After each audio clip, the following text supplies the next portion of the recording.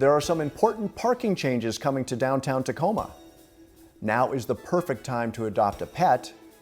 And Mount Rainier National Park may be closed, but there's still a great way to see this amazing area. All that and more coming up next on Tacoma Report.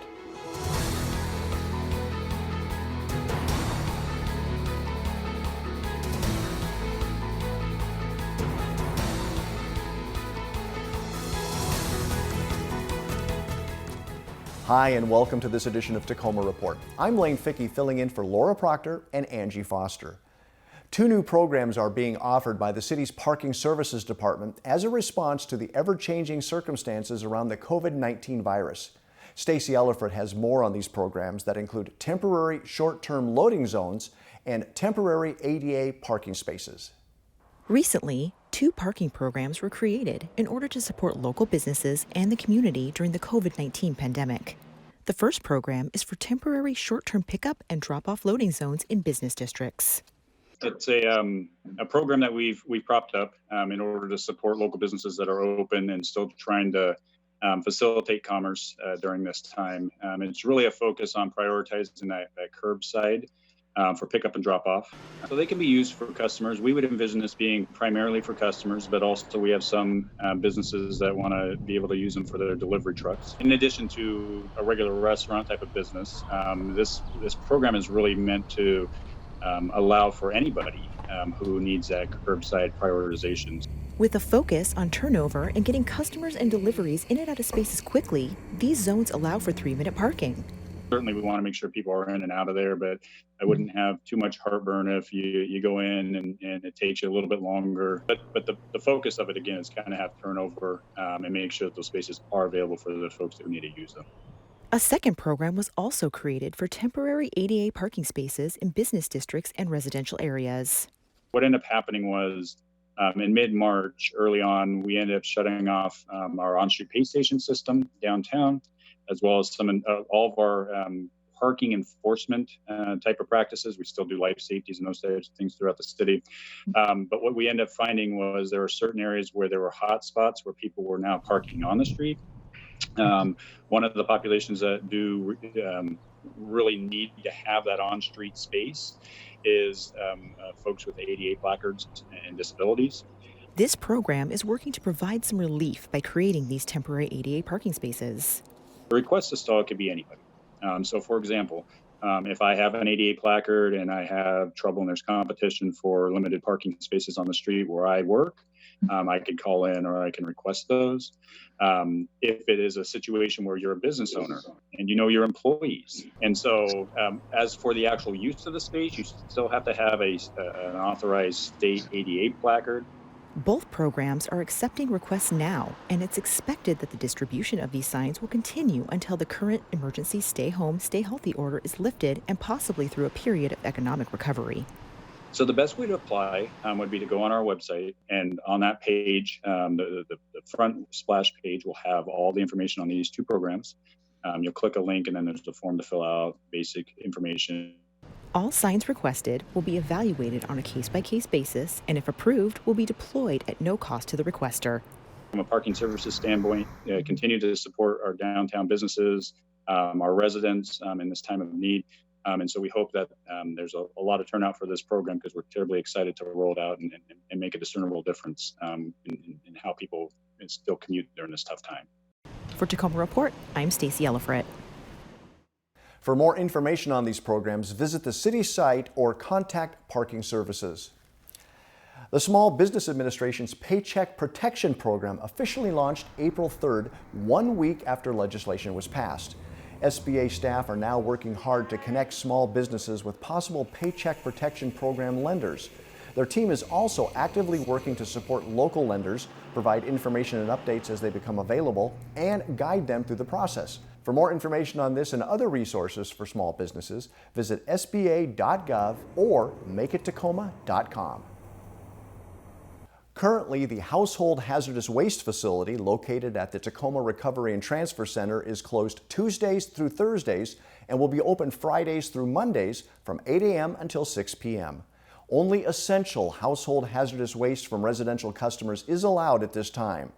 For a full list of acceptable household hazardous waste items, visit the city's site. The City of Tacoma is getting ready to publish the 2019 Environmental Action Plan Progress Report. The EAP addresses environmental challenges and responds to the risk of climate change that can affect our health and quality of life here in Tacoma. The plan will be available for review on the city's website starting on Earth Day, which is April 22nd. To find out more, including how to give input for the next updated plan, which is set for release in April of 2021, visit cityoftacoma.org/EAP. Adopting a new pet or a forever friend from the Humane Society for Tacoma in Pierce County is still available, even with restrictions from the coronavirus. In March alone, 337 cats, dogs, and other critters found new homes. As an essential service, the Humane Society continues to be open for business. So the way that we are doing adoptions has changed a little bit during these times. We are limiting the amount of people in our lobbies to about 5 people at a time. This is for the safety of our shelter staff as well as the community. And then we're also asking people to wait in their cars while we process their applications and when we have someone ready to work with them. So we're just asking for people to be patient, be kind. We will get to you, and we do have pets who are waiting for homes. The Humane Society also plans on continuing with some of their summertime events. For more information, updates, or even a peek at some of these four-legged critters, check out their website. Metro Parks Tacoma announced major budget cuts in March due to system-wide closures caused by the COVID-19 pandemic. This resulted in furloughs and layoffs of many park employees. However, essential services, including animal care at the Point Defiant Zoo and Aquarium and Northwest Trek, continue. More than 10,000 animals, totaling more than 370 species, make the zoos their home. The zoo staff prepare and feed the animals, stimulate the animals' behavior, and provide medical care along with other life support systems critical to PDZA and Northwest Trek inhabitants. Staffing and logistics for both destinations are about $690,000 a month. For up-to-date status of Northwest Trek and the Point Defiant Zoo and Aquarium, check out their website. Libraries are currently closed, but you can still celebrate National Library Week April 19th through the 25th through a number of valuable resources online. Visit tacomalibrary.org to view books, movies, music, video games, and more. These are all available to anyone with an active library card or school ID. Now, if you don't have a library card, you can go online and fill out an e-card application to start enjoying these resources today.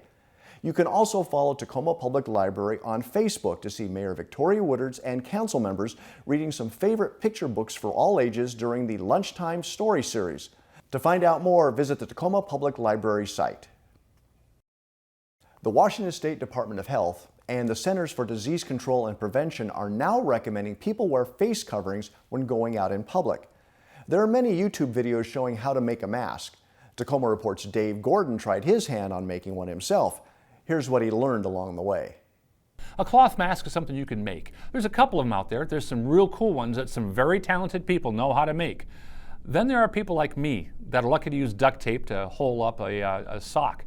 However, I'm going to show you my version of making one, and hopefully it's something that's easy for you to figure out as well too. These are also on YouTube.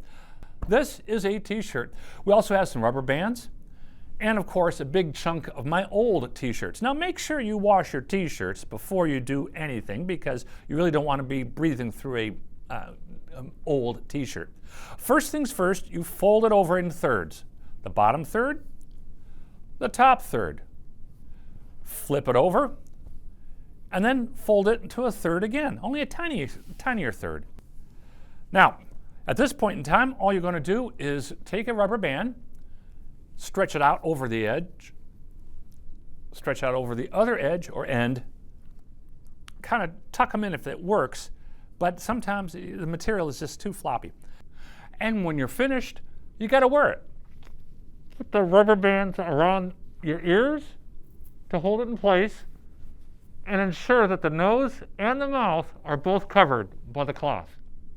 For Tacoma Report, I'm Dave Gordon.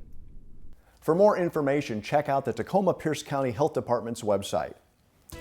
We're going to take a short break, and when we come back, we'll show you where you can get out of the house, stay safely away from others, and still enjoy springtime in Tacoma. Stay with us.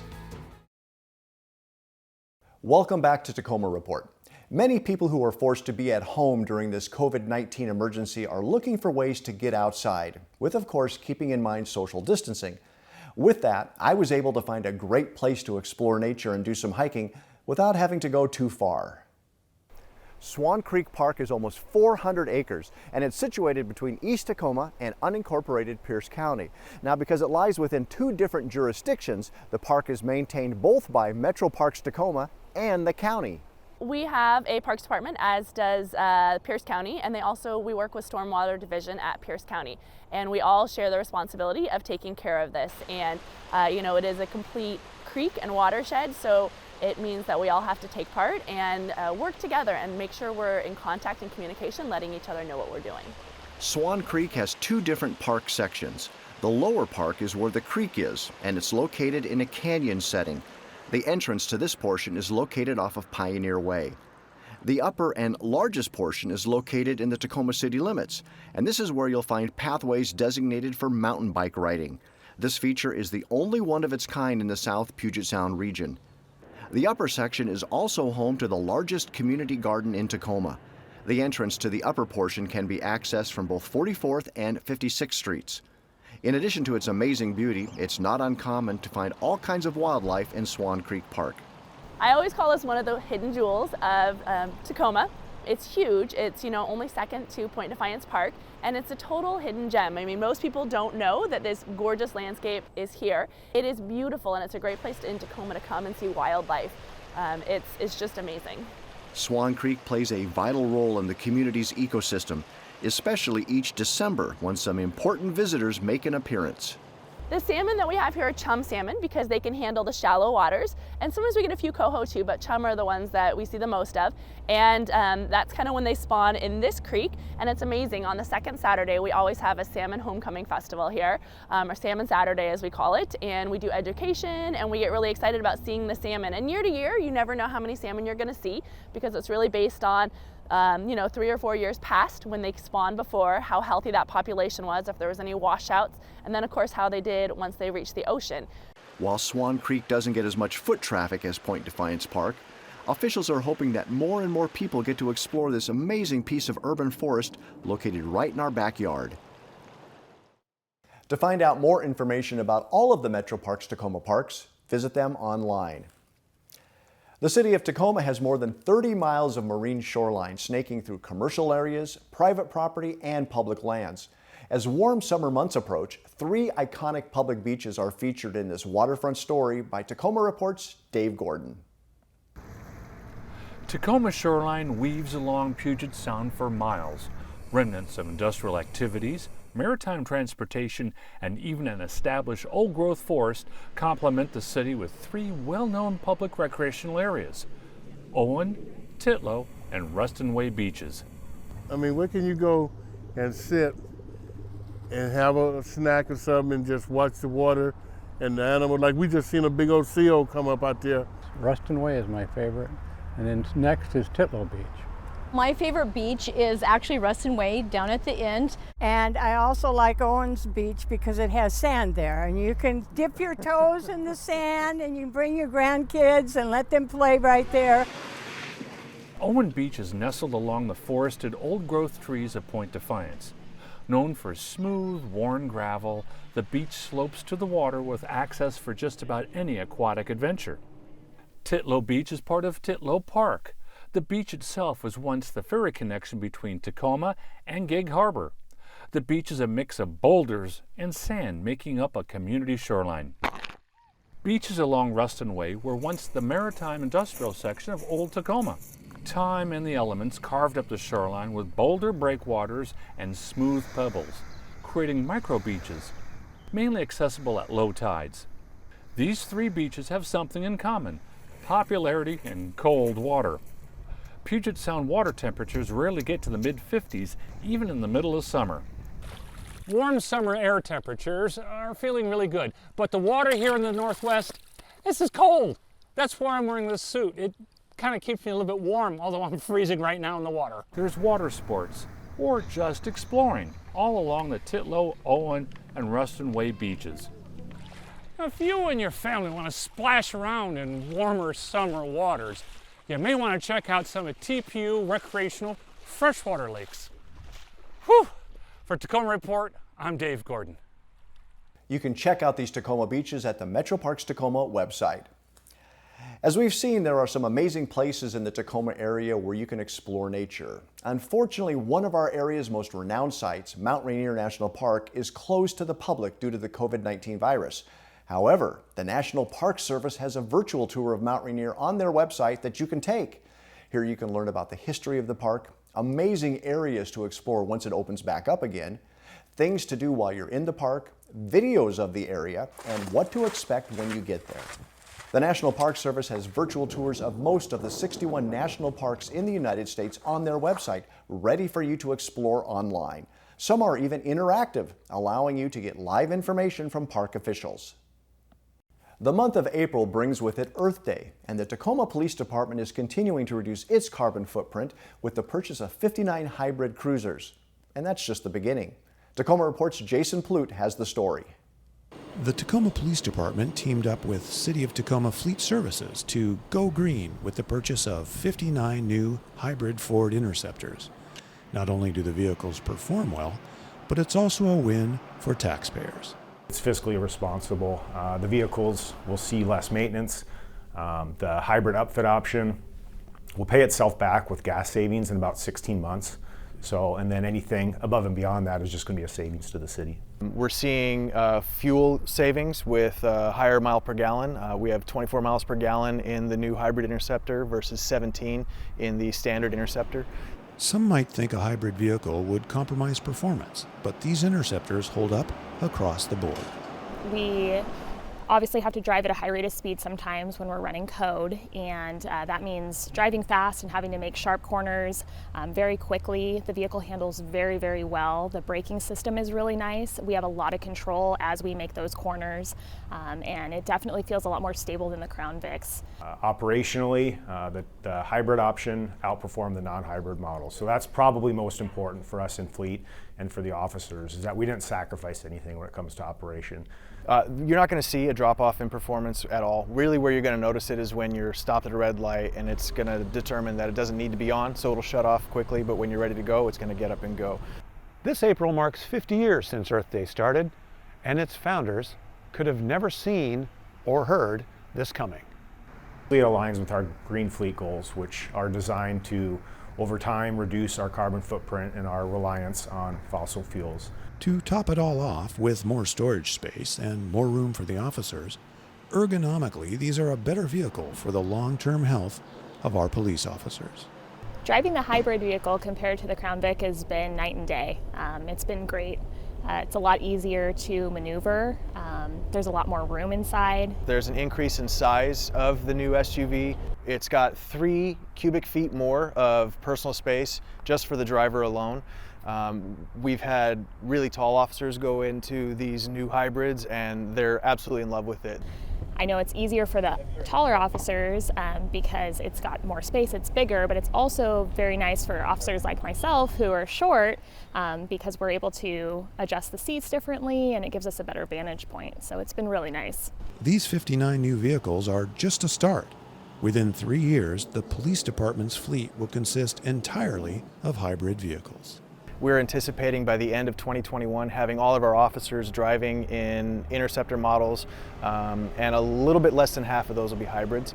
And then by the end of 2022, we anticipate having all of the Crown Victorias out of the fleet entirely. People are commenting, wow, what a nice new car. It's really fancy, it's really pretty, and people are asking a lot of questions about them too. The vehicles are quieter, which can help them, as they're maybe navigating certain scenarios. They're having to spend less time at the pump. I think overall it's just a really positive step for the city. Reporting for Tacoma Report from Police Headquarters, I'm Jason Plute. That's all the time we have on this edition of Tacoma Report. A great way to find out about the services the City of Tacoma has to offer is by going to cityoftacoma.org. We want to leave you today with a reminder from the Tacoma Police Department on social distancing. Until next time, I'm Lane Fickey. Thanks for watching. The governor says you need to stay at home, but that can be hard to be all alone. here to educate, to give you a guide. If you get yourself up and go outside, when you see a friend and you want to say hi, keep 6 feet between you to keep others alive. Put your hand up, slide back, get out of the mix. Come on, everybody, do the step off 6. Do the step off 6. You do the step off 6. Go ahead, you all, and get your kicks. Come on, everybody, do the step off 6. It takes 2 people, 3 feet apiece. Everyone should do it, not just the police. If there's more than 2, like in a small crowd, standing too close, well, it ain't just allowed. If you like to add a little bit of flair, go ahead and put your other hand in the air, but point it back. This ain't no high five, it's all about saving lives. You don't need a sneeze or cough or germs to propel. You can still spread virus even if you feel well. So put this new move in your bag of tricks. Come on, everybody, do the step off 6. Do the step off 6. You do the step off 6. Go ahead, you all, and get your kicks. Come on, everybody, do the step off 6. Do the step off 6. You do the step off 6. Go ahead, you all, and get your kicks. Come on, everybody, do the step off 6.